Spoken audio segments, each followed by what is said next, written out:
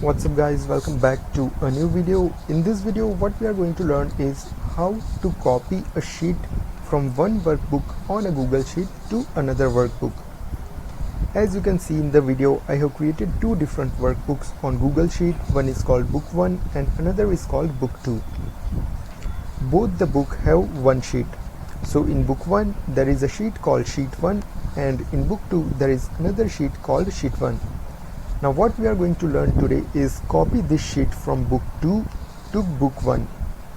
So in order to do that, first go to Book 2, click on this small icon next to Sheet 1 and go to Copy To. Select Existing Spreadsheet, and from here if you scroll down you will find different workbooks which you have created and saved in Google Sheet. So from here, since we are copying from Book 2 to Book 1, I'm gonna select Book 1. Select, and you will see a message, sheet copied successfully within seconds.